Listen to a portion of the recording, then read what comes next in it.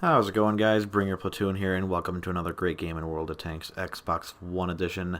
Today I'm going to be playing in the Tier 8 heavy tank on the American line, the T32. This thing's gun has been buffed recently, and when I say recently, I'm sure I mean like a few months ago. From the standard T29 gun penetration of 198, the AP rounds on this tank get 219 average penetration, and instead of 245 APCR, instead of 245 millimeters of penetration on average, they buffed it up to 268 or something like that. So, not bad. Not bad at all. I thought it was pretty stupid that you got stuck with the T29 gun. Again, a tier above itself. I thought that was really stupid, but they do that with a lot of tanks, so I guess I just sucked it up.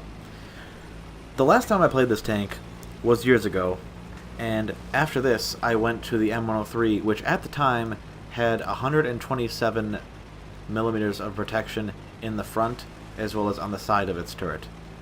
Not the 200 and whatever protection that the M103 had then. But this video is not about the M103, it's about the T32. I had memories of this tank, of playing it, and the T29, which, by the way, I sold the T29 like twice and bought it back twice. It's pretty funny. This tank is better in every single way. It's more accurate with an accuracy of .36.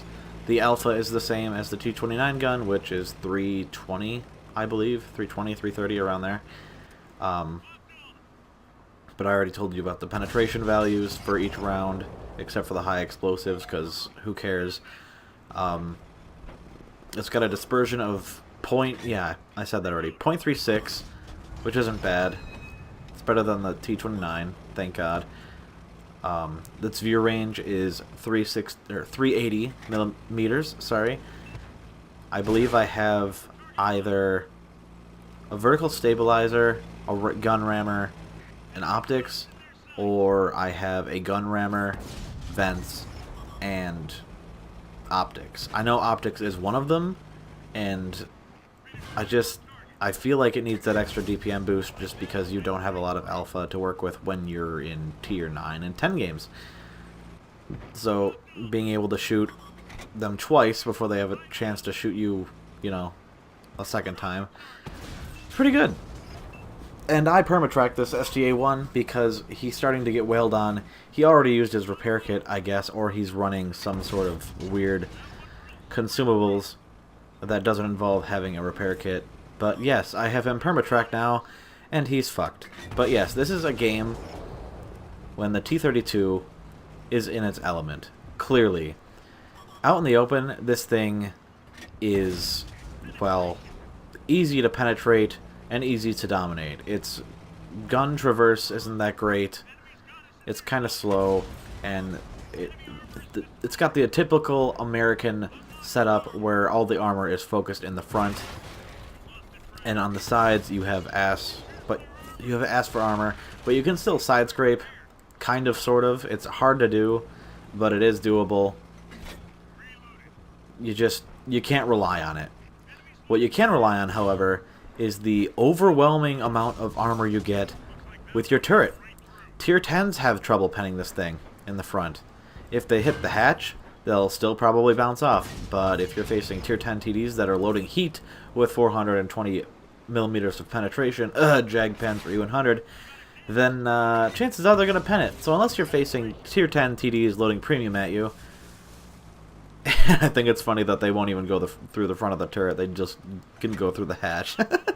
Just because of the hatch's extreme angle on all sides, because of how curved an angle it is, yeah. But yeah, pretty funny how strong this turret is. Even funnier when you put into the account when you're facing your own tier, you can basically overpower anything that comes in front of you. As long as you're hull down, that is. That Jag Tiger 8.8 is hull down, speaking of, so I load a premium shell and pretty much automatically go straight through the front of his tank, regardless of how angled he is. Because 268 average penetration, maybe I'll get a plus... Oh, this is a good shot right here. Ah! Right into the top of that Chieftain T95.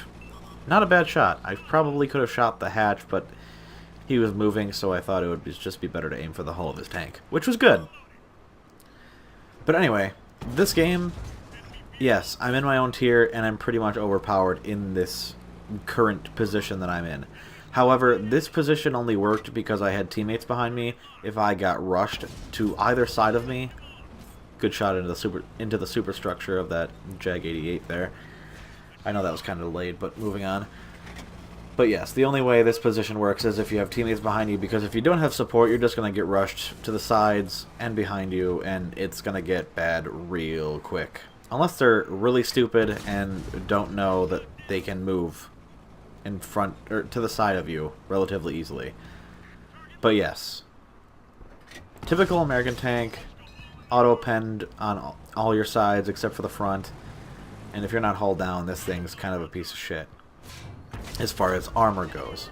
But again, if you use hills to your advantage, you can absolutely bully people even in higher tiers. It's pretty funny. But the accuracy is a little troubling at times. You saw me bounce off my own tank there, and he was only like 200 meters away, so that was kind of depressing. Yeah, 260, I guess, is a good distance, but still, like, I was aiming at the lower upper plate of his tank, and my shot went to the right side of his turret. It's like, okay, thanks, RNG. But, yeah, mid to short range is how this thing shines. As long as you have support behind you, you're definitely not a frontline tank. It plays much like the T125, the tier 10, and the T29. They all play the same way. You find a ridge, you pop your turret up it, and you're pretty invincible. So, yeah, do that. And this tank is a little better than the tier 10, actually, just because, well, despite having less armor in the lower half of the tank, it doesn't have a giant tumor on its turret that people can pen with heat or APCR. So this was also a mastery game, which I thought was weird considering how... I thought a lot of people played this tank, but I guess not. But yeah, I got a Devastator steel wall, that's no surprise, and 6,300 damage combined. So a pretty good game, and I was in my own tier, so I guess it's nothing phenomenal. Thank you for watching. Hope you enjoyed my rambling, and I'll catch you next time.